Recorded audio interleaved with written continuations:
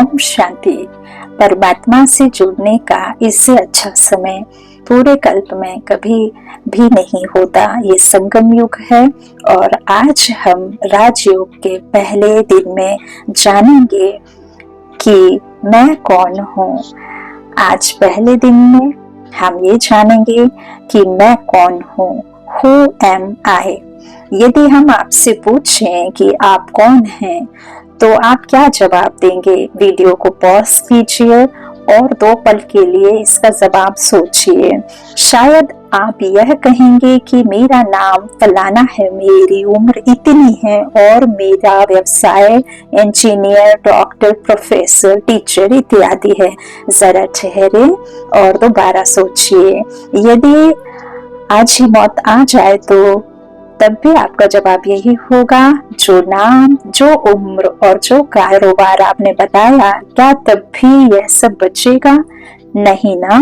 तो जो बचा वह क्या है? वह एक शक्ति है जिसे हम आत्मा कहते हैं। जी हाँ, आप एक आत्मा हैं। जब आत्मा शरीर के साथ होती है तो उसे जीव आत्मा कहते हैं और आत्मा के शरीर से निकल जाने पर वह शरीर केवल एक हड्डी मांस की पुतली से ज्यादा और कुछ नहीं। मैं आत्मा शरीर से अलग हूँ। आत्मा को रथी भी कहा जाता है।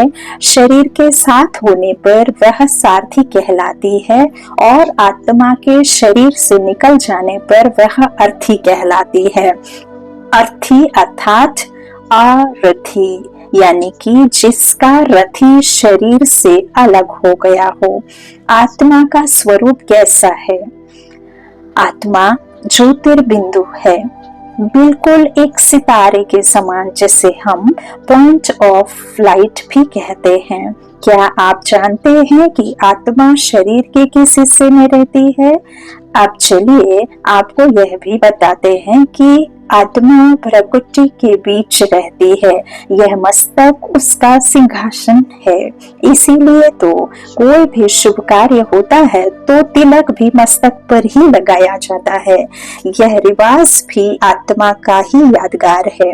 अब इसे थोड़ा गहराई से समझते हैं। जैसे एक कार को चलाने वाला ड्राइवर होता है, ठीक उसी प्रकार इस शरीर को चलाने वाली आत्मा है। जब कार का एक्सीडेंट होता है तो सजा किसको मिलती है? क्या गाड़ी को? जी नहीं, सजा तो ड्राइवर को ही मिलती है।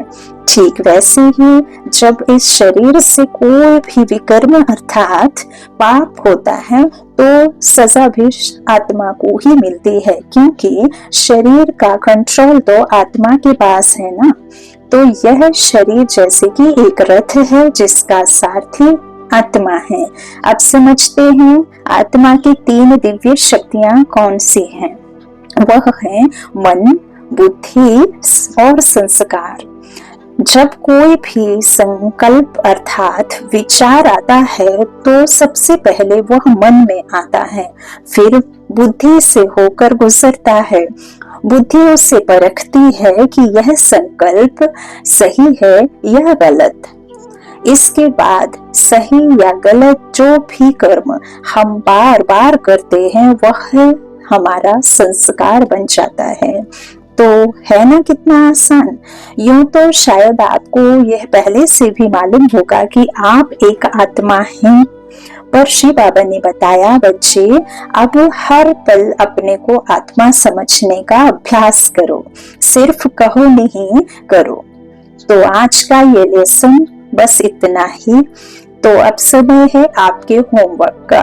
आप यह होमवर्क जरूर करें, क्योंकि अगर आप होमवर्क नहीं भी करेंगे तो इससे किसी को कोई फर्क नहीं पड़ेगा, पर यदि आप करेंगे तो आप अपने जीवन में बदलाव खुद देखेंगे। होमवर्क बहुत ही सिंपल है। चलते फिरते उठते बैठते बस यही अभ्यास करें कि मैं एक शांत आत्मा हूँ, या फिर मैं एक खुशनसीब आत्मा हूँ। दोनों में से आपको जो भी पसंद हो आप उसका अभ्यास कर सकते हैं। राजयोग के लेसन नंबर 2 के साथ समक्ष आपके हाजिर होंगे। जब तक अपने मन की तार शिव बाबा से जोड़े रखें। ओम शांति।